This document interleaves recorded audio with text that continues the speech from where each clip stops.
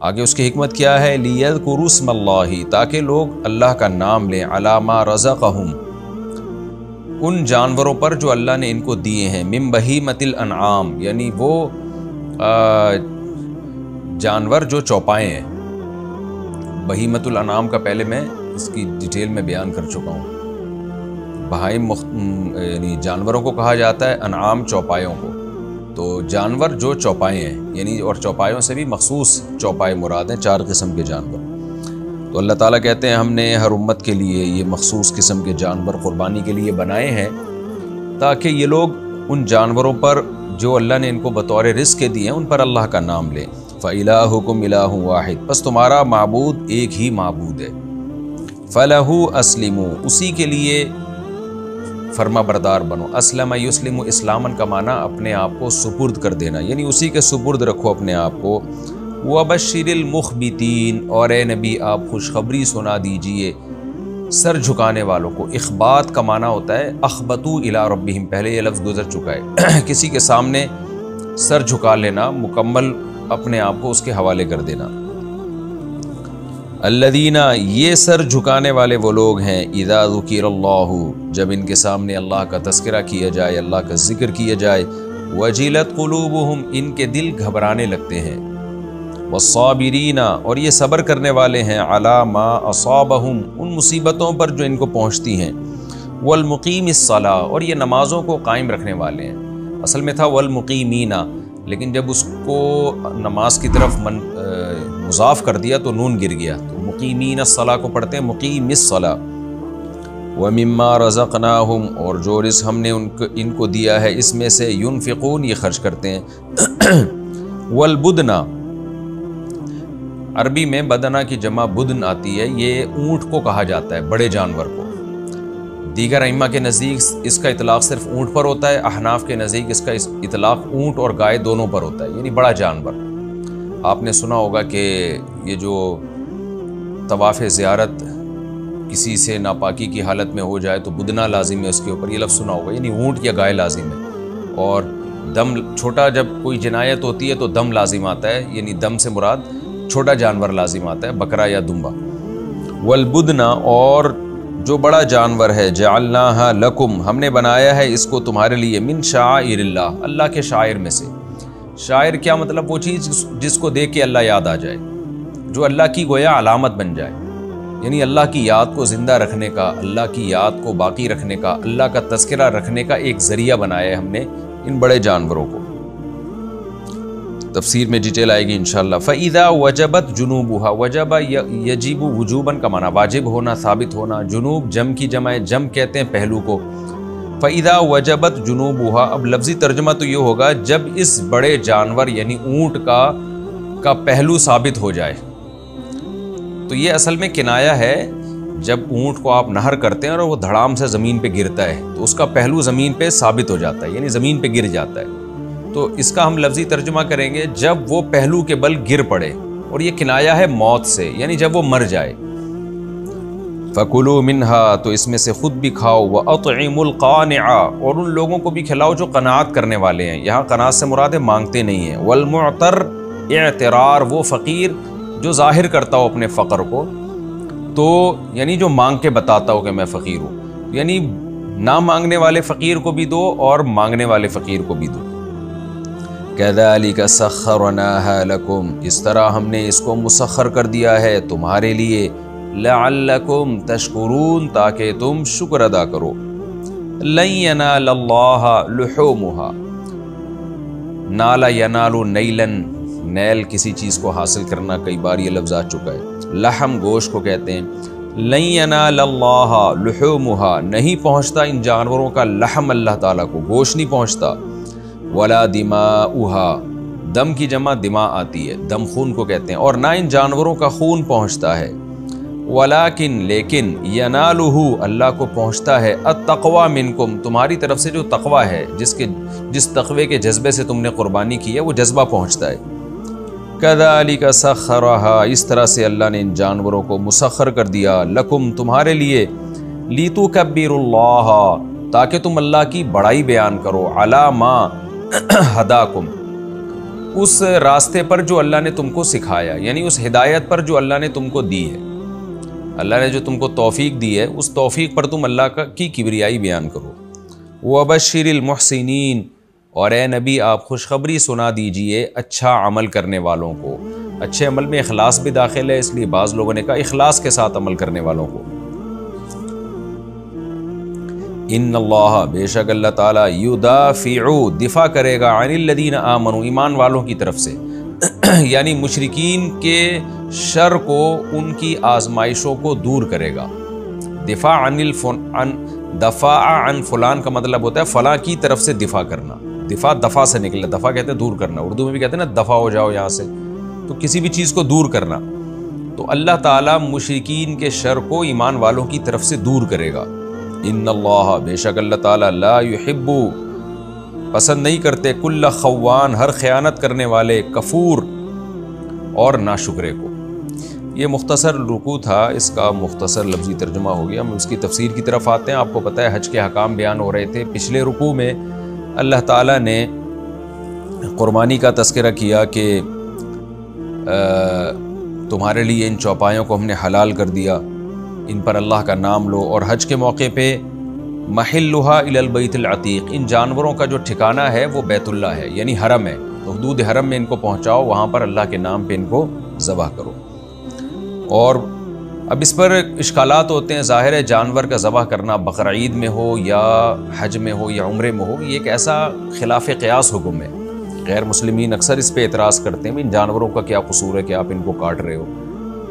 تو اللہ تعالیٰ اس حکمت کا جواب دیتے ہیں، اس کی حکمت بیان کرتے ہیں، سوال کا جواب دیتے ہیں۔ وَلِكُلِّ أُمَّةٍ جَعَلْنَا مَنْسَكًا، ہر امت کے لیے ہم نے یہ قربانی کے جانوروں کو، یہ جو قربانی کا حکم ہے ہر امت کے لیے بنایا ہے۔ جتنے بھی آسمانی مذاہب ہیں، تمام آسمانی مذاہب میں یہ کامن ہے، یہ کوئی اسلام کوئی جدید چیز نہیں لے کر آیا۔ یہودیت میں بھی قربانی تھی، عیسائیت میں بھی قربانی تھی، یہودی سے پہلے جو مذاہب تھے ان میں بھی، جو آسمانی مذاہب تھے ان میں بھی آدم علیہ السلام کے زمانے سے یہ قربانی۔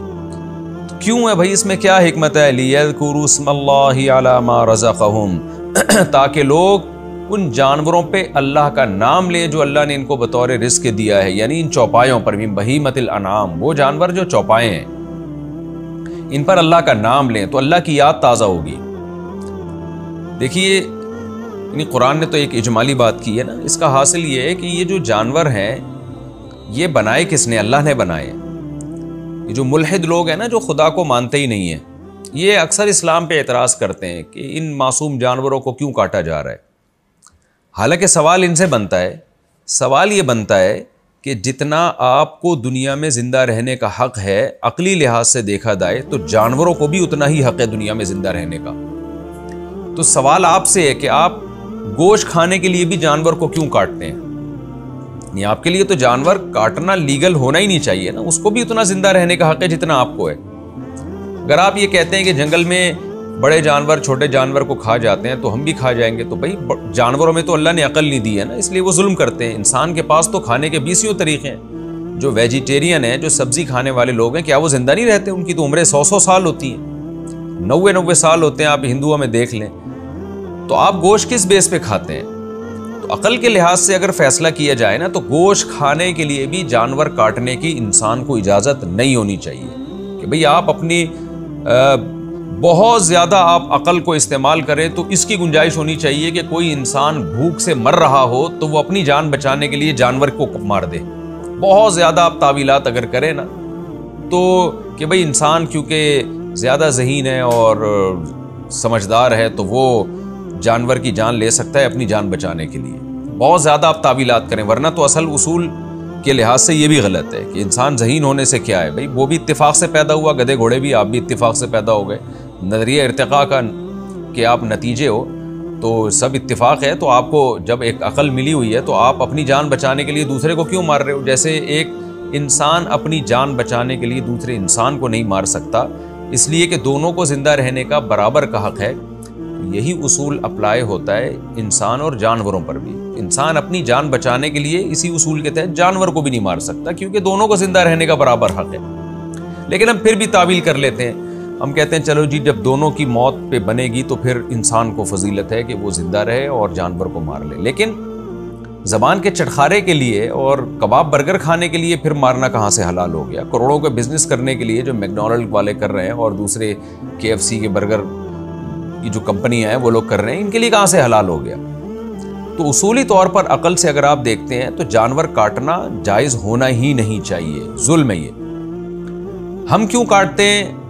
اس لیے کہ ہم قرآن پر ایمان رکھتے ہیں اور ہمارا یہ عقیدہ ہے کہ خدا کی یہ کائنات ہے، خدا جو چاہے اس میں حکم دے سکتا ہے۔ تو خدا نے ہمیں اجازت دی ہے کہ ان جانوروں کو کاٹ سکتے ہو اور ان کو میں نے تمہارے لیے بنایا ہے۔ تو جب اس اللہ نے اجازت دی ہے تو اس کی ملکیت میں ہیں یہ سب چیزیں۔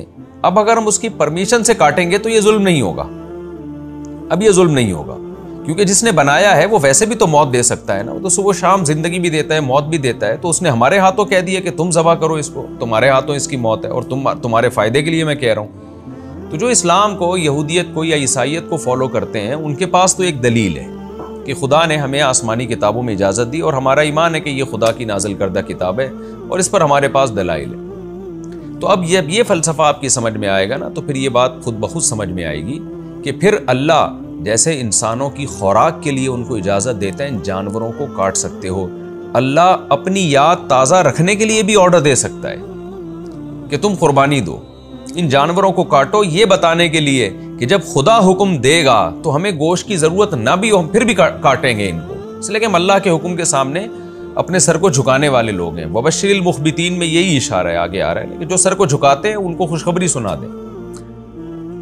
اور اس کی سب سے بڑی دلیل، اس کی یعنی مثال اس فلسفے کو سمجھانے کی وہ یہ ہے کہ جانوروں کا تو قصور نہیں ہوتا، لیکن اسماعیل علیہ السلام کا کیا قصور تھا؟ اللہ نے ابراہیم علیہ السلام کو حکم دیا کہ اپنے بیٹے اسماعیل کو حرم میں لے جا کے کاٹ دیں، آپ ذبح کر دیں۔ جو لبرل لوگ ہیں، جو خدا کو نہیں مانتے، ان کے نزدیک تو 100% ظلم ہے یہ کہ باپ اپنے 7 سال کے معصوم بچے کو ذبح کر رہے اپنے ہاتھوں سے۔ لیکن ابراہیم علیہ السلام کا یہی عمل ان کے خلیل اللہ ہونے کا ذریعہ بن گیا کہ اپنے بیٹے کو اپنے ہاتھ سے ذبح کرنے کے لیے لے گئے۔ وجہ کیا ہے بھائی؟ ایک انسان جب کسی انسان کو حکم دیتا ہے کہ اس بچے کو کاٹ ڈالو تو آپ کے لیے اجازت نہیں ہے۔ ریاست اگر آپ کو حکم دے گی اس بچے کو کاٹ ڈالو، آپ کے لیے اجازت نہیں ہے اس کی، لیکن جب خدا حکم دے گا تو خدا کے آگے کچھ بھی نہیں ہے، وہ ویسے بھی تو مار سکتا ہے نا اس بچے کو۔ تو خدا پھر جب گاڈ نے جب حکم دے دیا تو اس کو اللہ ماننا اور خدا ماننے کا مطلب یہ ہے کہ آپ پھر کریں جو وہ حکم دے رہے، ورنہ اس کی علامت ہے کہ آپ اس کو اللہ مانتے نہیں ہیں، آپ اس کو خالق اور کریٹر مانتے نہیں ہیں، آپ مالک مانتے نہیں ہیں۔ اسی وجہ سے قربانی کے بارے میں صحابہ نے جب پوچھا یا رسول اللہ یہ قربانی کیا ہے تو آپ صلی اللہ علیہ وسلم نے فرمایا سنت ابیکم ابراہیم، یہ تمہارے باپ ابراہیم کی سنت ہے۔ یعنی ابراہیم نے تو اللہ کے سامنے کوئی اشکال نہیں کیا، اللہ نے کہا کہ بیٹے کو کاٹ ڈالو، ابراہیم نے کہا کاٹ ڈالوں گا، اور بیٹا بھی تیار ہو گیا۔